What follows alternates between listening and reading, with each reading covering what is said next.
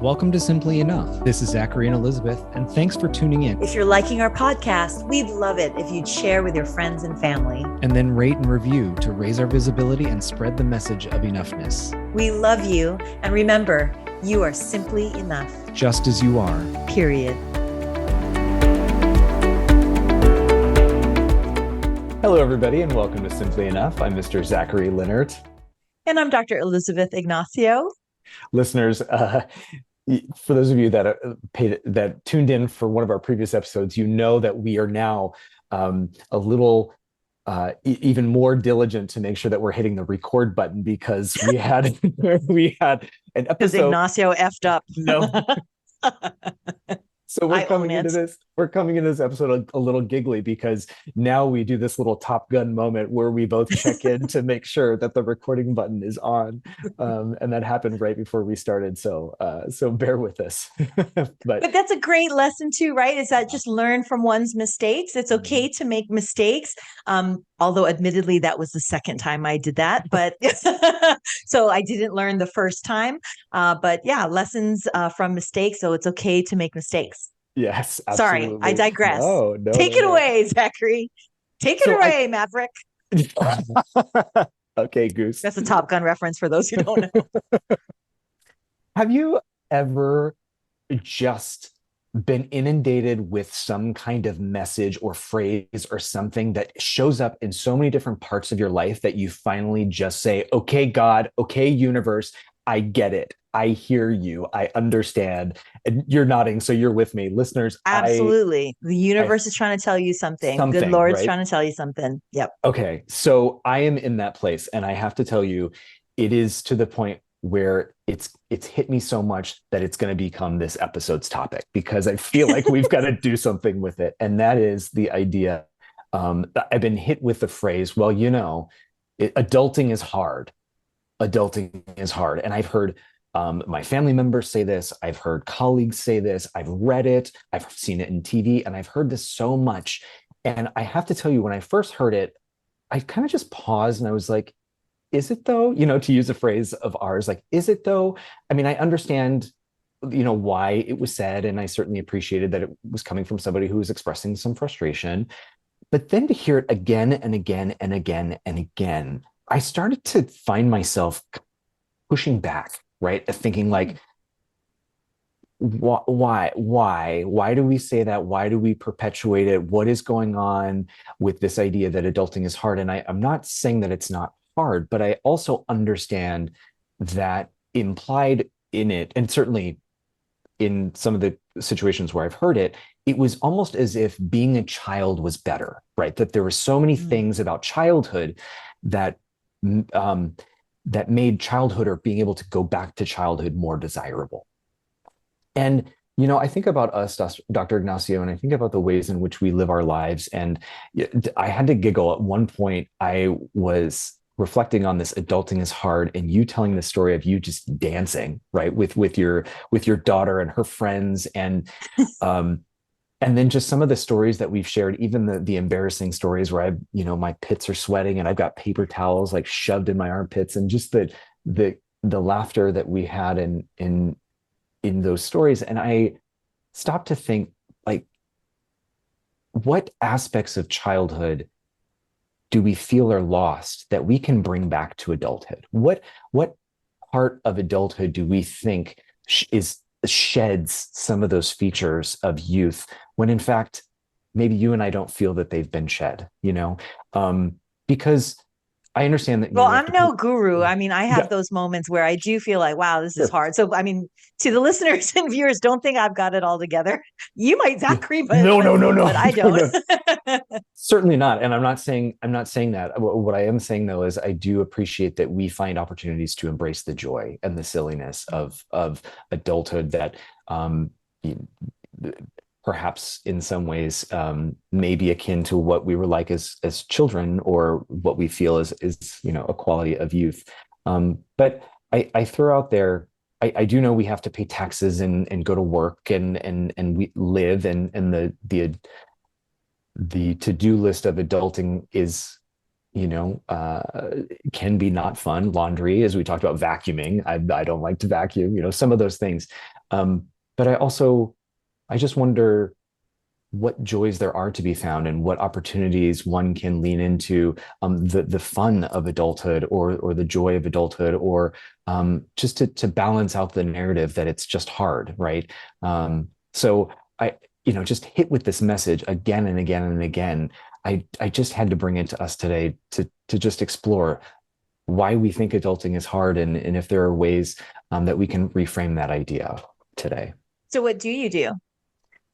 Well, okay, so that's that's the other thing that I was thinking about is, I okay, so lately I've been painting my nails, right? Mhm. And I was in front of a group of teachers, and my nails were painted. They're a bright pink, and I had a gentleman come up to me at the break, and he was like, I love the inspiration for your story. You were talking about your nephew, how your nephew liked to paint his nails, but then he was made fun of, which is why he stopped, and that you're trying to uh, inspire him to see that, like, grown men can paint their nails. And he goes, I love that. I don't know if I could ever do that. I don't know why I have a roadblock there. And we talked a little bit about it a little bit more. And eventually he just said, I don't know why I'm making such a big deal out of this. This is just my nails. It's just paint on my nails. Like, that's really nothing more than that. So I said, yes, it's just paint on your nails. Okay. So that became kind of the impetus for what else do I do that where I maybe think about something in a different way that involves being playful or joyful or whatnot.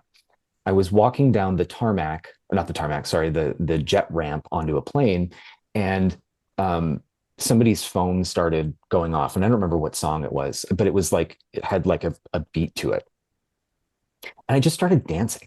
Right, I just started dancing on the jet ramp, and the person behind me was just like giggling, like notably giggling, and I sure that they were laughing at me, but whatever, I was enjoying the dancing.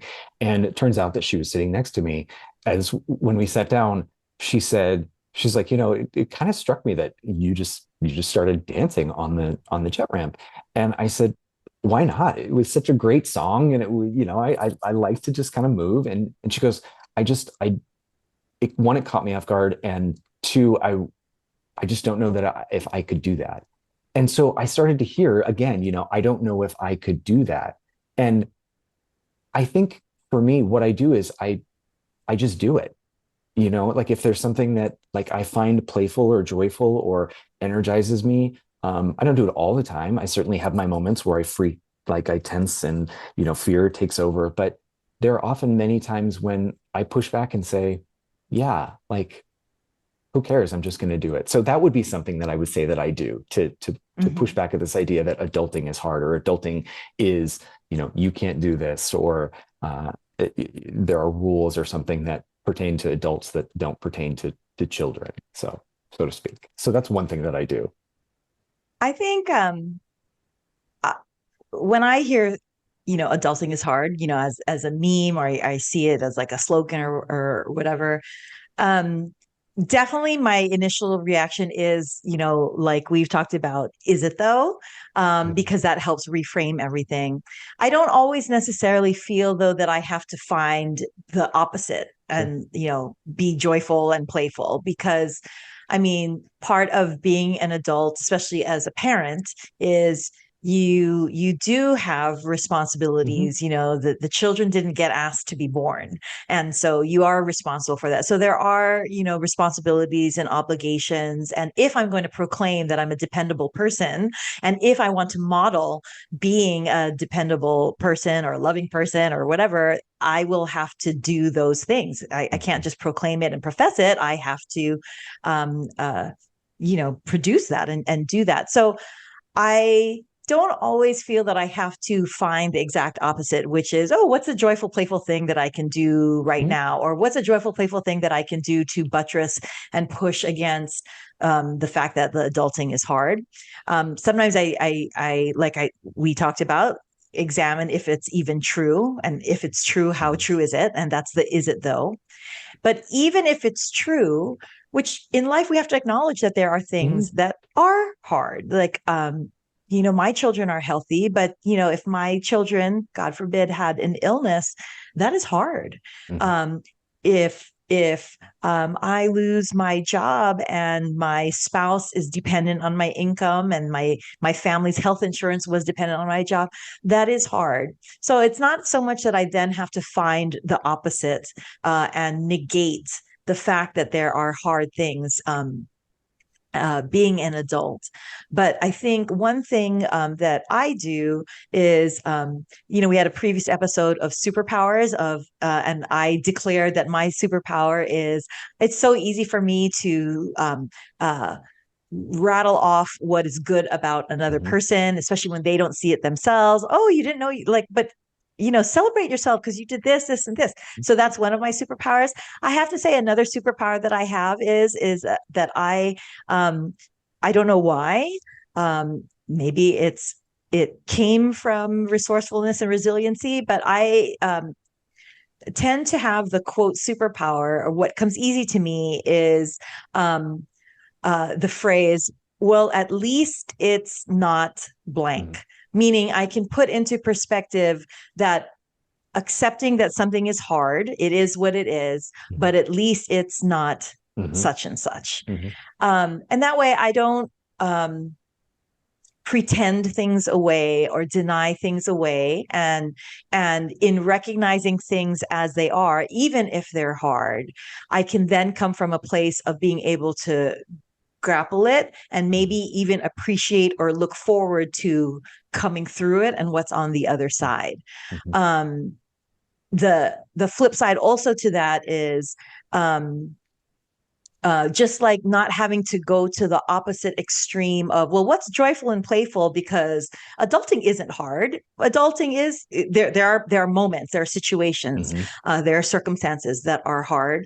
And so it's not an either or, joyful, playful, or adulting is hard.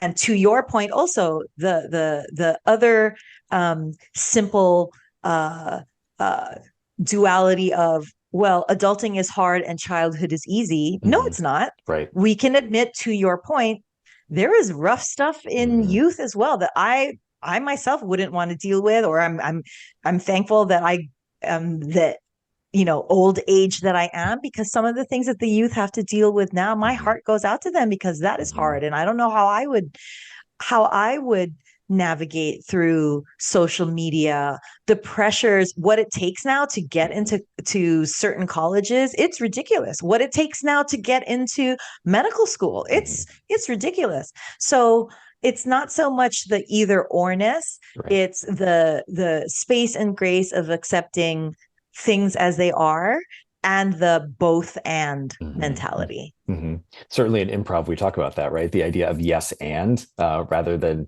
negating something. So for those of you that have never done improv before, one of the pieces of improv that you learn very early on is when somebody is offering something in a scene, rather than saying but and shutting down the idea that they have built, you build on it by saying yes and. And I think thank you for taking this opportunity to extend, because I hope I hope I didn't mean, if I did, and I would love to know, set up kind of that duality. I wasn't. I was really trying to uh, provide somewhat of a different perspective or balance in there.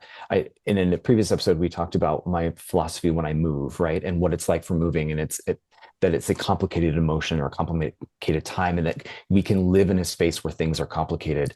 I think what I was struggling with recently was how diminutive this idea of adulting has come, around my life today, and how narrow the understanding of what adulting is like, and if expanding that understanding, expanding that definition, in many ways leaves room not just for the hardness of adulting, but for everything else that we want to put into it as well, to give it a more holistic view.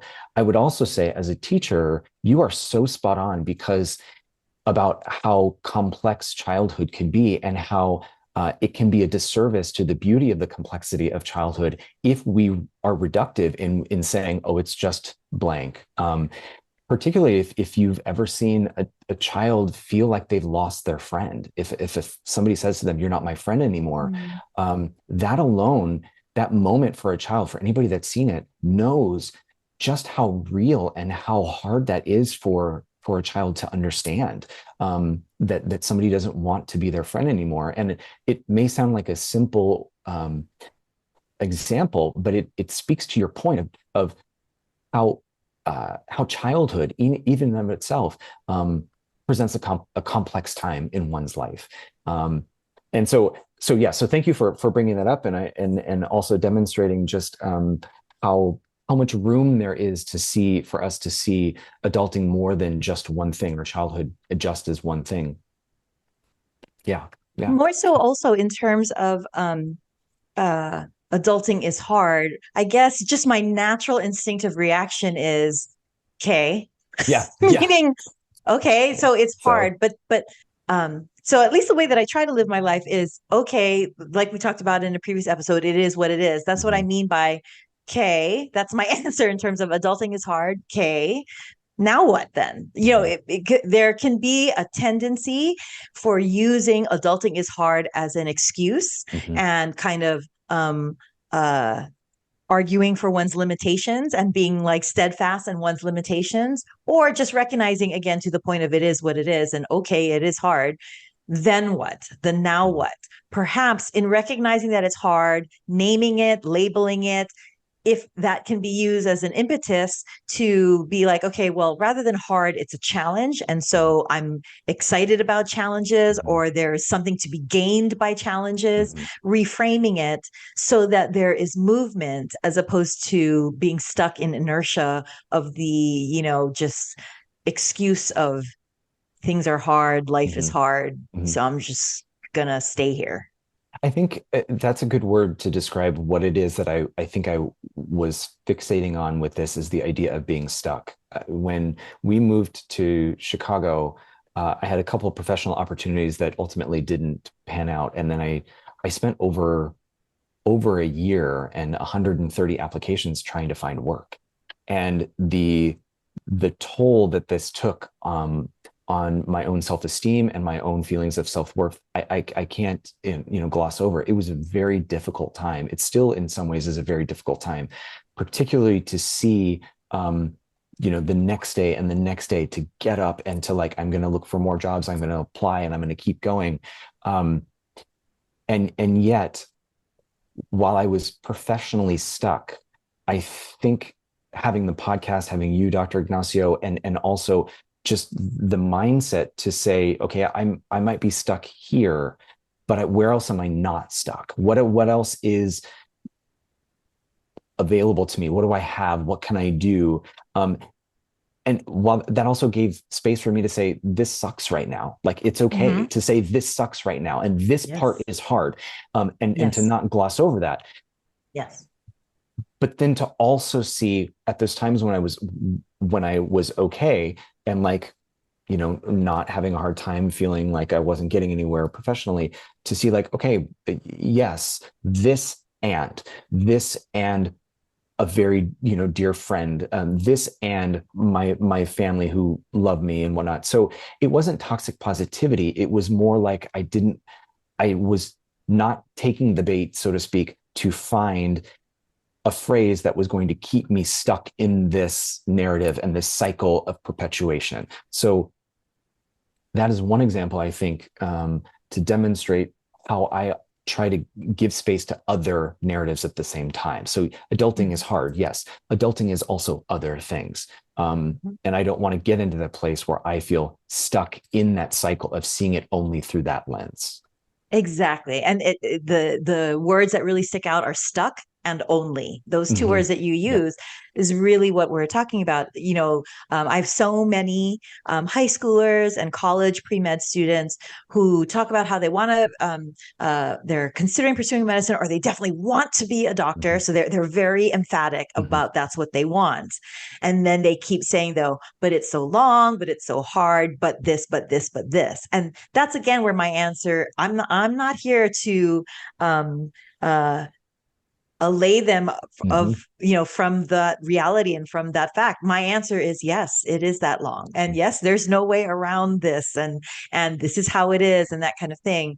And again, back to and then what? Because if you're going to fixate on how hard it is or how long it is to pursue becoming a doctor, then first of all, do you really want to be a doctor? Because I know for me, knowing that I wanted to be a doctor, and then on the cups of doing orthopedic surgery residency and knowing what that was going to be like, I could have let that stop me. But if the overarching thing for me that was pulling me is, well, but I want to be a doctor, or well, but I want to be an orthopedic surgeon, you recognize what you're up against, but you take it and you accept it, because your greater love, your greater desire is to achieve this or be successful with this or pursue that kind of thing. That is what pulls you more than being stuck in only looking at how hard something is. Yeah. Does that make sense? It makes a lot of sense, actually. And you were talking about like this idea of only, and I never really thought about it that way, because even stepping back from this idea of adulting is hard, when we think about simply enough and that enoughness, then I think what I start to do is then attach my own self-worth to that stuck or that only. If only I could do this, or like I am an adult, so I have to do this, or then it becomes a place where I then link my worth into that stuck place. Does that, you understand where I'm going with this? One stuck place, as opposed to, okay, I have one foot there, but I also have a foot out of the mud that's leading me out. Because during that time where I was really in the crux of applying for all these jobs and not getting where, not hearing back, I found myself really equating all of my self-worth, all of my value, everything that offered to that particular challenge, that particularly hard time of not finding, a job, which I also don't want to gloss over. That's hard. That sucks. It sucks to put yourself out there and to, quote, not be wanted in that way.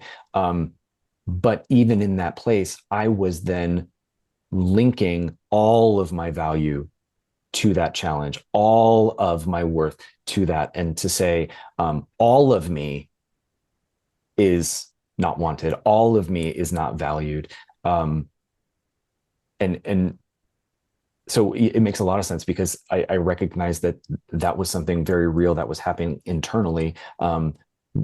And then I was working really hard to not do that, when it was a very easy thing for me to do. You know what I mean? Was to continue to perpetuate that idea that I wasn't enough because of this one thing. Well, I mean, worldview, life lessons, academics, it's easier to kind of think in polarities or binary, if you will. You're either this or that. So there, inherent in the either or is this idea of only. And so that's an easier way to learn. And that's just how we're kind of groomed to learn. And that's why in many ways philosophy is difficult, because philosophy is more about questions than answers. It's more, in the gray, or to an episode we had done in the past about being in the middle. But the thing is that there's so few things that are an only or an either or. And I'll even say something strongly that many think should be an only, which is faith. So some people, some churches, some religions espouse that you are not a true follower of that faith if you have any doubt whatsoever. You have, in order to have faith, it has to be all in faith. But really, we have 2 feet. It's okay to have 1 foot in doubt and questioning and 1 foot in faith. And a lot of times when you examine, acknowledge, honor, address the 1 foot that's in doubt, that actually can strengthen one's faith. Is that too much of a tangent? I'm so sorry. But why are you sorry? I don't think it's a tangent at all. I think it's pretty spot on, because it allows, I mean, it's exactly what we're talking about, which was that both can coexist. You can, like you said, have doubt and faith. You can have doubt and be a faith-filled, a faith-based person. You can acknowledge that adulting is hard, as well as find the joy and the normalcy and the light of adulting. Same with childhood. So I think it's incredibly spot on. I was And just thinking about it.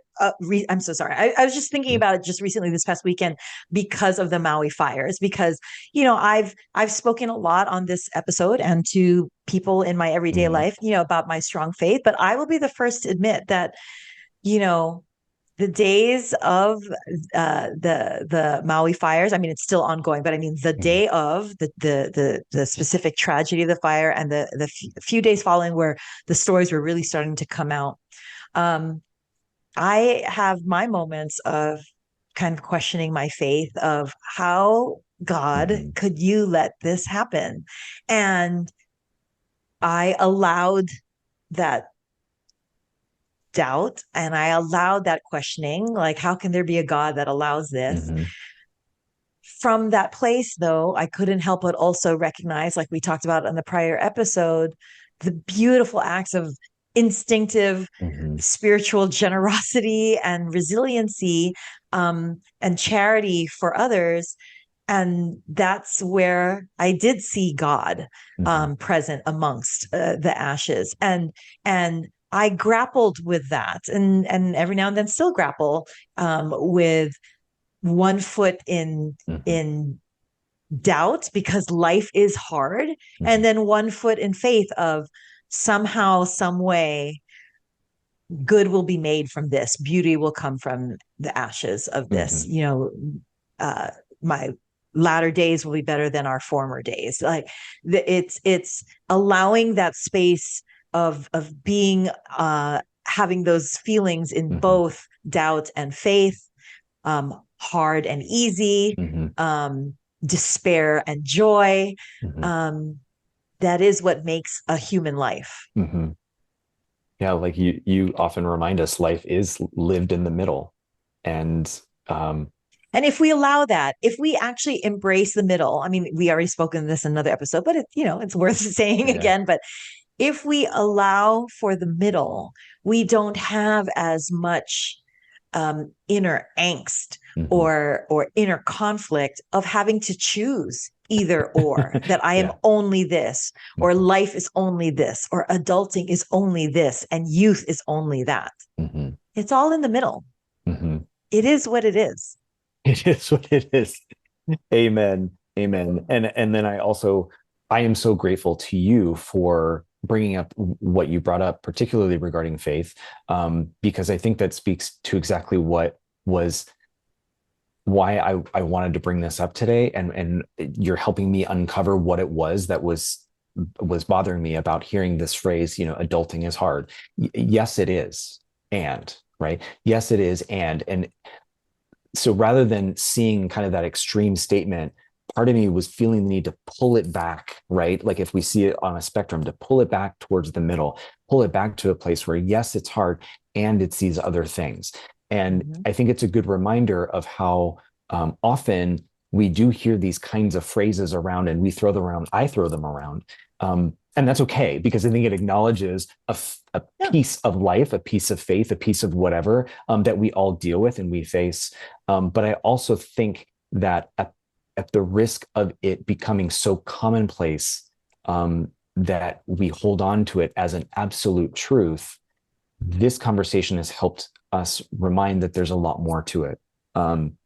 I certainly know, growing up as a person of Catholic faith, the idea that you had to be all or nothing, you couldn't be a quote cafeteria Catholic, is still something that I struggle with. Like, if I don't believe everything, that means that you are not Catholic. How often in life we are given those kinds of subscriptions and we just take them. To be this, you have to take on all.